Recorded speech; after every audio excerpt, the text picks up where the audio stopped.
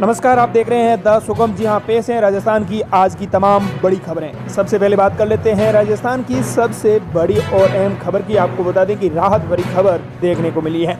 65 दिन के बाद राजस्थान में सबसे कम केस देखने को मिले हैं। जी हाँ, 31 मार्च के बाद 1000 से कम मिले कोरोना संक्रमित।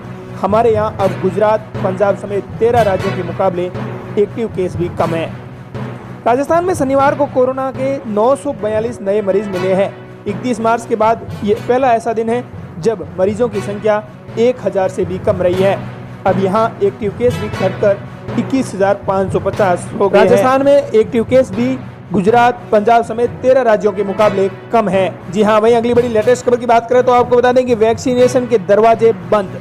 बांसवाड़ा में टीका लगाने पहुंची मेडिकल टीम तो आगे का दरवाजा बंद कर पीछे से खेतों में भागे लोग। 900 की आबादी में सिर्फ 5 को लगा टीका। राजस्थान के बांसवाड़ा जिले से बड़ी और अहम खबर है। गनोड़ा के आमली ओटा और बूंदीवाली रेड गांव में शनिवार को कोरोना टीकाकरण के लिए पहुंची टीम को निराश लौटना पड़ा। दोनों ही गांवों में महज 5 लोगों ने ही टीके लगवाए हैं। ऐसा पहली बार हुआ है कि ग्रामीण क्षेत्रों में टीके को लेकर जो भ्रांतियां हैं वो अभी भी लगी हुई है। जून के 5 दिनों में लक्ष्य के मुकाबले महज 39% लोगों ने ही टीके लगवाए हैं। हालात तो ये है कि ग्रामीणों को समझाने के लिए BLO, आशा सहयोगिनी और NNM घर घर जाकर हाथाजोड़ी कर समझा रही है। कई जगह वैक्सीनेशन सेंटर पर दिन भर टीम लोगों का इंतजार करती है, लेकिन इक्का दुक्का व्यक्ति ही टीका लगवाने पहुंचते हैं। वहीं दोस्तों, अगली बड़ी लेटेस्ट खबर की बात करें तो आपको बता दें कि पायलट समर्थक विधायक का सरकार पर हमला। वेद प्रकाश सोलंकी ने कहा, दलित मंत्रियों को किसी कमेटी में शामिल नहीं करना समाज का अपमान है।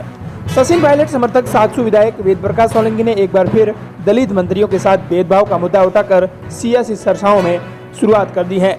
सोलंकी ने सरकार की मंत्रिमंडल कमेटियों और सब कमेटियों और एम्प्लॉय कमेटियों में दलित मंत्रियों को शामिल नहीं करना समाज का अपमान बताया है। दोस्तों, अगली बड़ी लेटेस्ट खबर की बात करें तो आपको बता दें कि ब्लैक फंगस से पीड़ित मरीजों के लिए राहत भरी खबर देखने को मिली है। बीमार से लड़ने वाले जरूरी इंजेक्शन की 2350 सीसी की खेप चार्टर प्लेन से जयपुर आई है। अगले 2 दिनों में 9000 और आएंगे। ब्लैक फंगस के मरीजों को लगाए जाने वाले इंजेक्शन लिपोसोमल एमोफोर्टिएशन के 2350 वाइल की खेप शनिवार देर शाम चार्टर प्लेन से जयपुर पहुंची है। वहीं दोस्तों, अगली बड़ी लेटेस्ट खबर की बात करें तो आपको बता दें कि राजस्थान के स्टूडेंट्स के लिए राहत भरी खबर यानी अच्छी खबर है। आर्थिक रूप से कमजोर छात्र छात्राओं को कंपटीशन एग्जाम की तैयारी कराएगी सरकार। 1 साल की कोचिंग फीस के साथ रहने खाने के मिलेगी सहायता। वे छात्र पात्र होंगे जिनके परिवार की वार्षिक आय 8 लाख रुपए प्रति वर्ष से कम है। राजस्थान की गहलोत सरकार अब राज्य के होशियार यानी मेधावी छात्र छात्राओं को कंपटीशन एग्जाम की तैयारी करवाएगी। मुख्यमंत्री अनुप्रित कोचिंग योजना के तहत ये सुविधा दी जाएगी। इसमें सरकार छात्रों को कोचिंग फीस के अलावा रहने खाने का भी खर्चा देगी। इस योजना में छात्रों का चयन 12वीं और 10वीं के नंबरों के आधार पर किया जाएगा। कुल चयनित छात्रों में से कम 50% छात्राएं होगी। UPSC, RPSC समेत राज्य की प्रतियोगी परीक्षा की तैयारी करने वाले छात्रों को मिलेगा लाभ। वहीं दोस्तों, अगली बड़ी लेटेस्ट खबर की बात करें तो आपको बता दें कि 3 राज्यों से रोज 14.27 रुपए करोड़ के ईंधन की तस्करी हो रही है। पेट्रोल के दाम 100 रुपए प्रति लीटर के पार होने के बाद पड़ोसी राज्यों से तस्करी और भी बढ़ चुकी है। देश के कई शहरों में पेट्रोल के दाम 100 रुपए प्रति लीटर के पार हो गए हैं। ऐसे में कई राज्यों में डीजल के साथ पेट्रोल की भी तस्करी बढ़ चुकी है। इनमें तस्कर सस्ते दामों वाले राज्यों से तेल लेकर महंगे जहां बिक रहे हैं वहां बेच रहे हैं, जैसे राजस्थान, UP और पंजाब। दोस्तों, अगली बड़ी लेटेस्ट खबर की बात करें तो आपको बता दें कि अगले 2 साल भी होगी 70 दिन की नहरबंदी।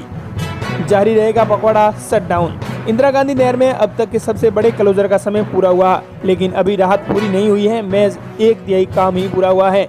अगले 2 साल भी 60-70 दिन की नहरबंदी और पानी के लिए सजगता बनाए रखने की आवश्यकता है।